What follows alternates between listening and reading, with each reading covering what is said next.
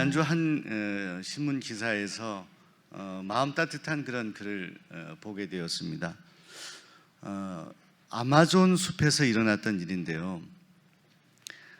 거기에 타위라고 하는 한 24살 되는 그런 젊은 청년이 그 아마존 숲을 6시간을 걸어서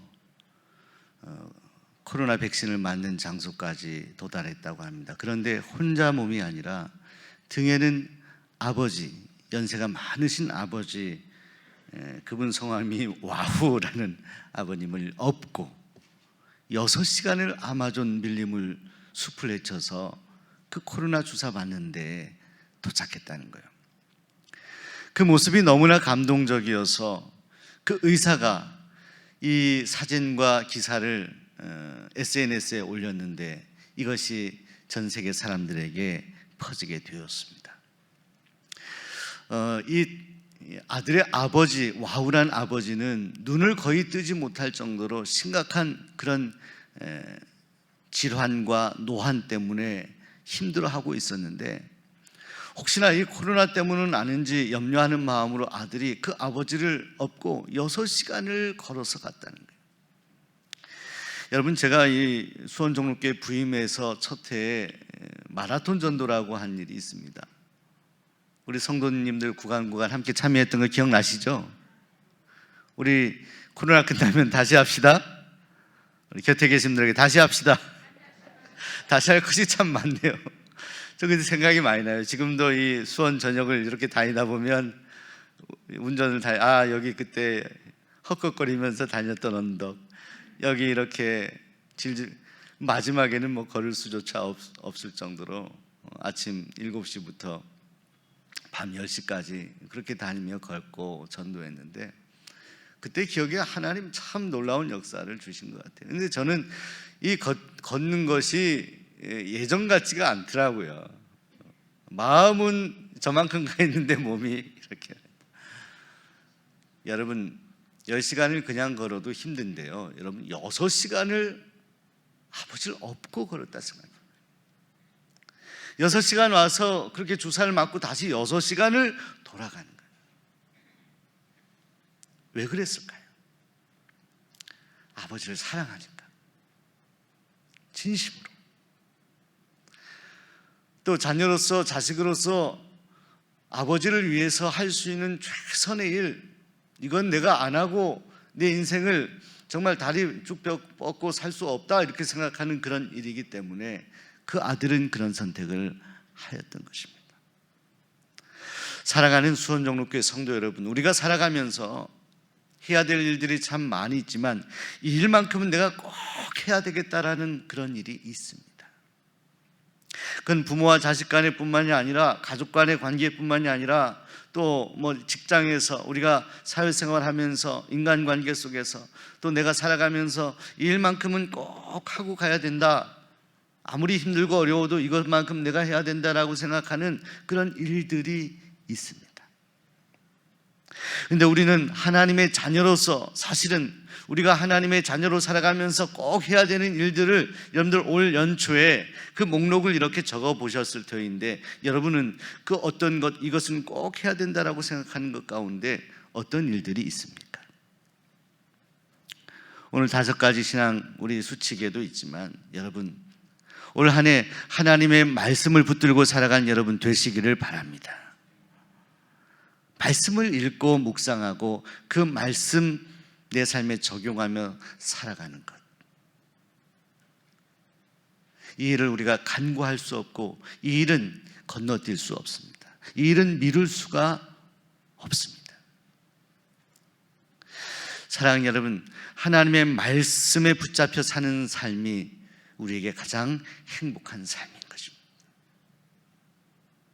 그래서 우리가 송구영신 예배 때에도 말씀을 보았지만 성경의 가장 중심의 시편 1편의 말씀이 있습니다. 의인의 길은, 복된 사람의 삶은 하나님의 말씀을 죄하러 묵상하는 사람이다. 근데 하나님 말씀을 깊이 제대로 묵상하게 되면 그렇게 사라지는 역사가 있거든요. 그 말씀이 내 가슴 속에, 내 심령 속에 파고 들어오고 그 말씀을 붙잡고 살아가면 늘 우리가 즐겁고 행복한 삶이 되어지는 것입니다. 근데 오늘 히브리서 성경 말씀 보시게 되면 그 말씀은 어떤 것이냐? 말씀은 이런 것이다라는 정의를 내리고 있습니다. 오늘 성경 말씀에 이렇게 히브리서 기자는 우리에게 말씀에 대한 정의를 내립니다. 하나님의 말씀은 살아있고 활력이 있어 좌우의 어떤 날선 검보다 예리하여 혼과 영과 및 관절과 골수를 찔러 쪼개기까지 하며 또 마음의 생각과 뜻을 판단한다, 이렇게 말씀했습니다. 사랑하는 여러분, 저는 이 히브리서 기자의 말씀에 대한 이해를 바탕으로 해서 이 말씀이 오늘 우리들에게 어떤 것인가, 그리고 그 말씀이 우리들에게 어떤 역할을 하는지에 대해서 함께 나누고 싶어요. 자, 첫째로 오늘 히브리서 기자의 고백에 의하면 하나님의 말씀은 살아있다. 살아있다. 믿으시면 아멘. 하나님의 말씀이 살아있다. 문자가 살아있는가요? 여러분, 성경은 단순히 활자가 아닙니다. 다른 책과 다른 것은, 성경은요, 이 하나님의 말씀이라는 것은 문서화된 그런 활자 그것 이상이라는 거죠. 살아있다. 왜 하나님의 말씀이 살아있다라고 히브리서 기자가 이야기하는 것입니까? 문자가 정말 살아있나요? 움직이나요? 말을 하나요? 히브리서 기자의 고백에 의하면 살아있다는 거예요. 움직인다는 거예요. 말을 한다는 거예요. 왜? 하나님이 살아계시기 때문에. 살아계신 그 하나님께서 우리에게 주신 말씀이기 때문에 이 말씀은 살아있다는 거예요. 오늘 이 말씀을 대하는 우리의 태도에 대해서 한번 점검하도록 이 히브리서 기자는 우리에게 말씀하고 있습니다. 우리가 하나님 말씀을 대면할 때 살아있는 하나님의 그 임재하심을 우리가 생각하고 염두하며 말씀을 읽고 있는지에 대해서 히브리서 기자가 우리에게 도전하고 있는 것입니다. 그저 말씀을 우리가 교양적인 차원에서 읽고 있느냐, 혹은 지식적인 차원에서 읽고 있느냐, 그저 상식적인 차원에서 읽고 있느냐, 그저 미담으로 읽고 있느냐, 이렇게 물을 수 있겠는데, 교양도 아니요, 지식도 아니요, 상식도 아니요, 미담도 아닙니다. 성경의 말씀은 살아있는 하나님의 말씀. 세상에 수많은 책들이 있습니다.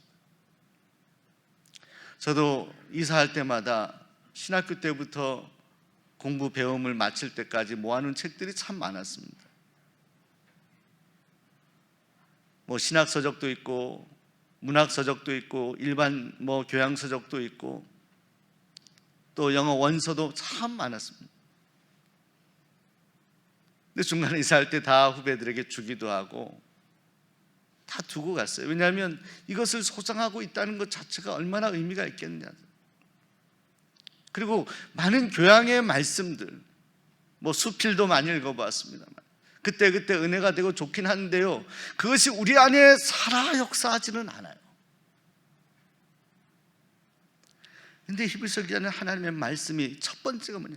살아있다, 살아있다. 하나님의 말씀은 살아있다라는 거죠. 이 전제를 가지고 우리가 하나님 말씀을 읽고 써야 된다. 전에 전도 사역을 하는데 어떤 길거리에서 어떤 분하고 논쟁을 한 적이 있습니다. 제가 참 놀랐어요. 그분은 예수를 믿지 않는 분이에요. 근데 길에서 서서 얘기하는데 창세기부터 요한계시록까지 거의 다 꿰고 있어요. 지식적으로 그는 성경을 대단하게 많이 알고 있는 분이었어요. 그런데 대화하면서 마지막 내린 결론은 그분은 그렇습니다. 하나님이 어디 계시냐? 그저 이야기지. 제가 대화하면서도 마음으로 안타까움과 충격을 받은 거예요.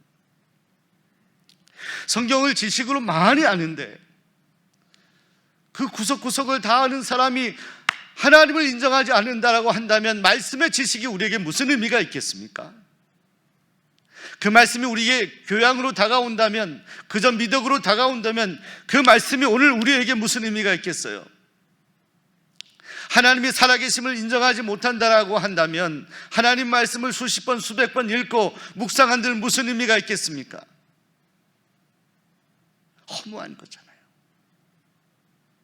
비록 하나님의 말씀을 우리가 지식적으로 모른다 하더라도 요한복음 3장 16절, 여러분, 저는 긴급하고 긴박한 성도들, 불신자들 마지막 영혼 구원하기 위해서 제가 들이대는 하나님 말씀은 요한복음 3장 16절이에요. 하나님이 세상을 이처럼 사랑하사 독생자를 주셨으니 이는 저를 믿는 자마다 멸망치 않고 영생을 얻게 하려 하십니다. 저는 이 말씀을 가지고 수많은 사람들을 구원했습니다. 수많은 사람들을 전도했습니다. 병상에서 호흡이 금방 멈추려고 하는 사람들을 전도하였어요. 무엇입니까? 제가 한 것입니까? 하나님의 말씀, 살아있는 말씀이 그들을 하나님의 사람으로 바꿔가는 것을 저는 현장에서 보았던 거예요. 맞아요. 하나님의 말씀은 살아있어요. 하나님 말씀은 왜? 하나님이 살아계시니까. 하나님의 살아계심을 믿고 말씀을 읽고 묵상한 여러분 되시기 바랍니다. 믿음을 가지고 읽어야 돼요. 성경을 읽는 묵상하는 사람들의 전제, 대전제는 하나님은 살아계시다. 또 하나는 하나님은 나를 사랑하신다. 여러분, 우리 주변 분들에게 하나님은 살아계십니다. 하나님 살아계세요. 어떤 목사님은 그렇게 얘기하죠. 하나님은 시퍼렇게 살아계시다. 시퍼렇게 살아계시다는데 좀 섬찟하더라고요. 그렇지, 그렇습니다. 우리가 정신 바짝 차리고 하나님 살아계시지, 말씀 읽으면서도 그저 여러분 말씀 읽을 때 가끔 가다가 졸릴 때도 있잖아요. 계속 읽으면. 그때 우리가 히브리서 기자의 고백, 하나님은 살아있어. 그 하나님의 어마어마한 살아계심과 운동력, 그 활력을 우리가 가슴으로 느끼며 하나님의 말씀을 읽고 묵상하는 믿음의 사람들이 되시길 바랍니다. 하나님은 살아있다는 것을 전제로 하면서 오늘 히브리서 기자가 이야기하는 것은, 우리에게 부탁하는 것은 그 살아있는 말씀이 우리가 그 하나님의 살아있는 말씀에 노출되도록 하자는 것입니다. 오늘 성경 말씀을 보면 우리가 그 하나님의 말씀이 우리를 판단하도록 하자라고 말씀합니다. 오늘 성경 말씀 이렇게 히브리서 기자가 하반절에 이렇게 고백합니다. 우리의 마음과 생각과 뜻을 판단하나니. 무엇이? 하나님의 말씀이. 여러분, 말씀이 어떻게 말씀이 문자라고만 생각하는 경우에 어떻게 말씀이 우리를 판단하요? 사람이, 지적인 두뇌가 있는 사람이 판단하는 거지 말씀이 어떻게. 근데 하나님의 말씀이 판단한다. 그러면서 오늘 말씀에 이렇게 이야기합니다. 우리 13절에 지으신 것이 하나도 그 앞에 나타나지 않음이 없고 하나님 앞에 만물이 벌거벗은 것 같이 드러난다. 여러분, 하나님 앞에 우리가 속일 수 있는 것이 무엇이 있습니까? 하나님을 피할 수 있는 곳이 어디가 있습니까? 하나님의 시선을 우리가 피할 수 있는 장소가 있나요? 숨을 수 있는 곳이 있습니까? 그런데 하나님의 말씀이 오늘 우리로 하여금 광선처럼 우리를 쏘이도록 우리를 노출시키라는 거예요. 그래서 그 하나님의 말씀이 우리를 발견하도록 하고 그 말씀이 우리를 판단하도록 우리를 내어주라는 거예요. 여러분, 여름에 일광욕이라고 하지 않습니까? 여러분, 이제 따뜻한 계절이 오면, 이제 봄이 오게 되면 여러분, 우리 비전관 옥상에 이선경 홀에서 일광욕 하시기 바랍니다. 좋은 곳이에요. 햇빛을 맞아야 돼요. 햇볕을 맞아야 비타민 D인가요? 이것이 공급이 된다고 하는 것입니다. 그런데 오늘 말씀은 우리가 다른 것에 노출되거나 다른 것이 우리를 판단하는 것이 아니라 우리가 하나님의 말씀으로 판단되는 나를 발견하라는. 여러분, 우리가 인생을 살아가면서 우리는 주변의 사람들이나 주변의 환경들을 신경을 많이 씁니다. 저 사람이 나를 어떻게 평가하는 거냐, 직장에서도 상사가 나를 어떻게 평가하는 거냐, 학교에서도 선생님이 나를 어떻게 평가하는 거냐, 교회에서도 다른 성도들이 나를 어떻게 바라보고 있느냐, 평가하고 있느냐에 너무 많은 신경을 쓰며 살아갈 때가 있어요.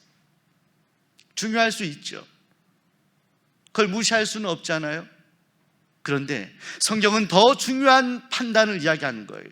당신들이 사람들에게 판단받고 사람들에게 이렇게 인지되는 것, 그것보다 더 소중한 것은 하나님의 말씀이 오늘 우리를 어떻게 판단하느냐죠. 우리가 하나님 말씀을 읽다 보면 내가 보이기 시작합니다. 이건 저의 경험이에요.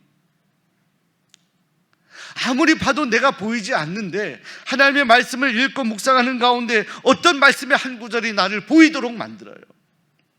때로는 나를 겸손하게 만들기도 하고, 도무지 사방이 다 막혀 있어서 어디로도 피하지 못할 것 같은 그런 가운데 피할 길을 희미하지만 점차 보여주시기도 합니다. 성경이 말씀하잖아요. 하나님은 우리를 긍휼히 여기셔서 우리에게 피할 길을 내신다고. 시험을 당해도 피할 길을 내신다.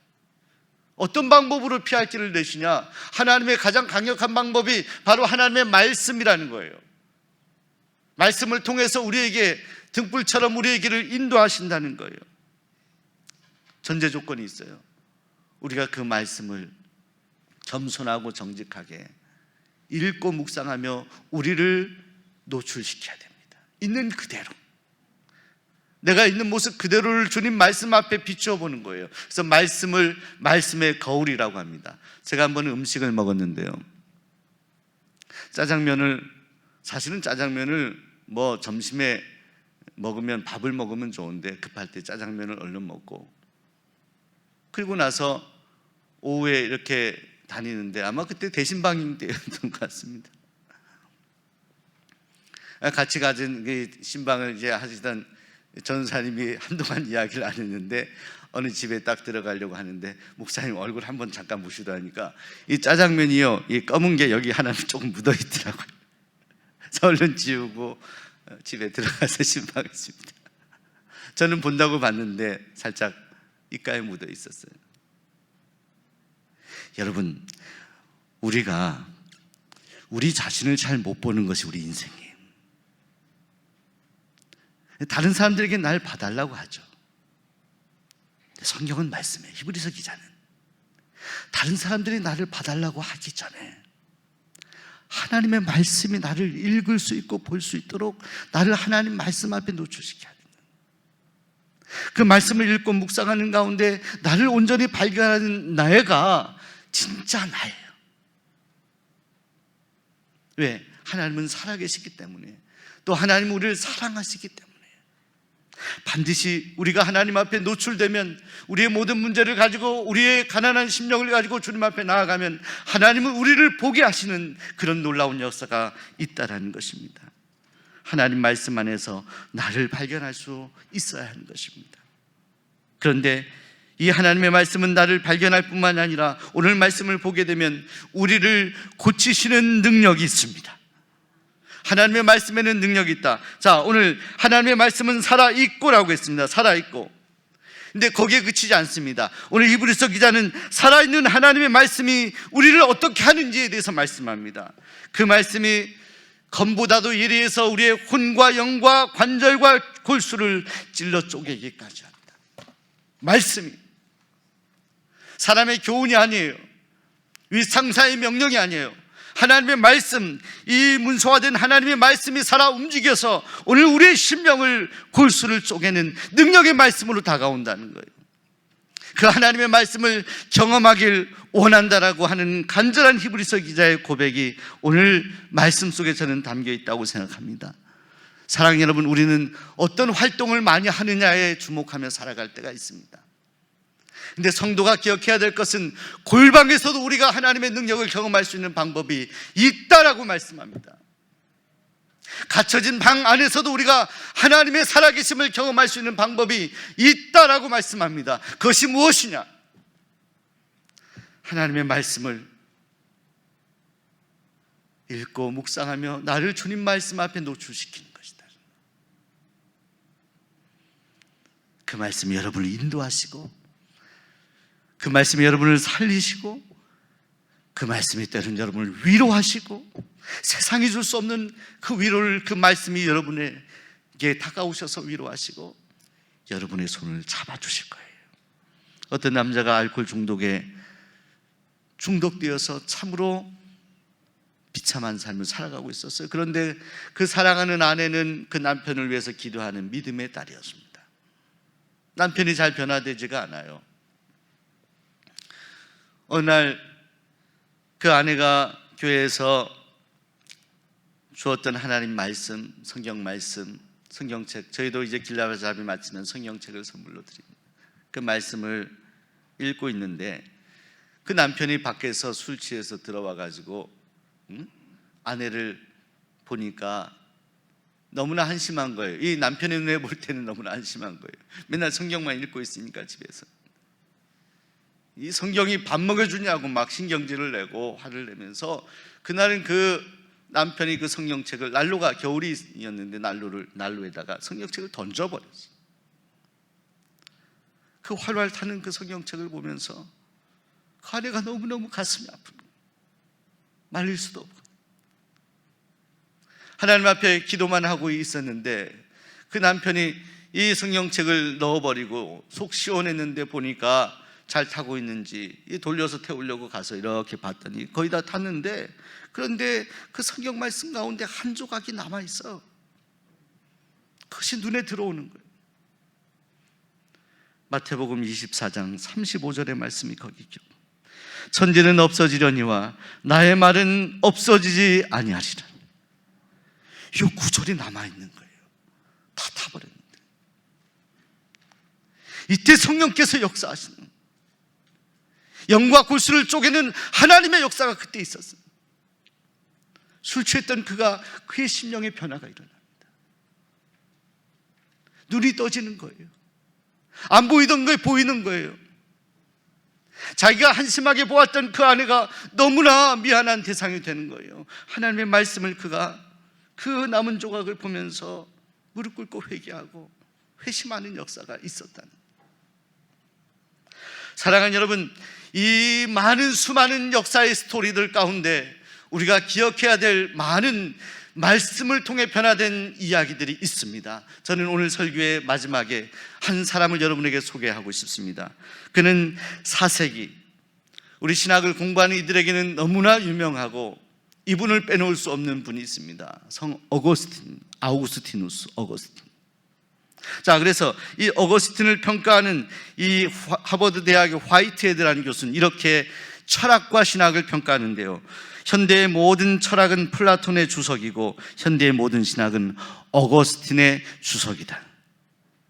여러분, 수많은 신학자들, 여러분 뭐 박사학위를 받는다라고 할 때요, 신학자들도 조지신학자 칼 바르트나 폴 틸리나 뭐 라이놀드 니버나 뭐 인류학자 수많은 학자들이 있습니다.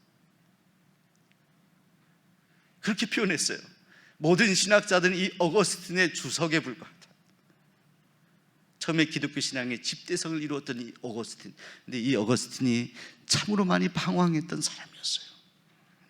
그가 얼마나 방황했냐면 그가 젊을 때 술 취하고 남의 것을 훔치고 심지어는 젊은 여인과 동침하며 아이까지 낳게. 이 어거스틴의 어머니가 그 아들을 위해서 그렇게 기도하는 거예요. 또 30세쯤 될 때는 이교도, 당시에 만이교라고 있습니다, 이단에 빠져서 거기에 심취하고 있고 그가 방황하고 있었던 어느 날 그가 30살 되었을 때에 이탈리아의 한 정원에서 정원을 이렇게 가고 있는데 갑자기 어린아이들의 소리가 들리는 거예요. 들고 읽어라, 들고 읽어라, 들고 읽어라. 뭘 들고 읽으라는 소리가 자꾸 들려요. 그리고 들고 읽어서 첫 번째 나오는 말씀을 주목하라, 그런 음성이 들리는 거예요. 성경을 펼쳤습니다. 그가 펼치고 자기의 눈에 들어온 성경의 말씀을 읽게 되었습니다. 그 말씀이 바로 그 어거스틴을 변화시켰던 로마서 13장 13절에서 14절의 말씀. 낮에와 같이 단정히 행하고 방탕과 술 취하지 말며 음란과 호색하지 말며 쟁투와 시기하지 말고 오직 주 예수 그리스도로 옷 입고 정욕을 위하여 육신의 일을 도모하지 말라. 이 말씀을 들춰 읽고 그는 회심을 하게 됩니다. 그가 이렇게 고백했습니다. 이 말씀을 그때 읽고요, 그의 심령에 요동치는 그 강력한 하나님의 역사하심을 그는 이렇게 고백했어요. 나는 더 성경을 읽을 필요가 없었다. 왜냐하면 그 문장 끝에 이르자 그것은 눈 깜짝할 사이에 나의 심령 안에 빛같이 들어왔고 내 안에 있는 모든 의심의 어둠을 사라지게 만들었기 때문이다. 기독교의 위대한 성자 성 어거스틴을 변화시켰던 분. 로마서의 단 2절의 말씀. 왜? 하나님의 말씀은 살아계시기 때문에. 하나님의 말씀은 그 방황하던 어거스틴을 사랑하였기 때문에 그를 그렇게 변화시켰습니다. 그를 변화시켰던 그 언덕은 학자들에 의하면 경사가 지었던 바로 저 언덕으로 추정하는 그 언덕입니다. 저 언덕에서 하나님은 미리 예비하셨던 하나님의 말씀을 방황하던 어거스틴에게 주셨어요. 저 비탈질 언덕에서 하나님의 말씀을 서서 들고 읽으며 그 살아있는 하나님의 말씀을 경험하였던 이 어거스틴을 여러분들 기억하시기 바랍니다. 주목하시기 바랍니다. 우리 인생의 비탈길 같은 곳에서도 그 하나님의 말씀이 여러분의 심령을 변화시키고 그 하나님의 말씀이 든든히 여러분을 붙들고 세워나가는 역사가 오늘 여러분의 삶 가운데 있게 되기를 소원합니다. 기도하겠습니다. 하나님 아버지가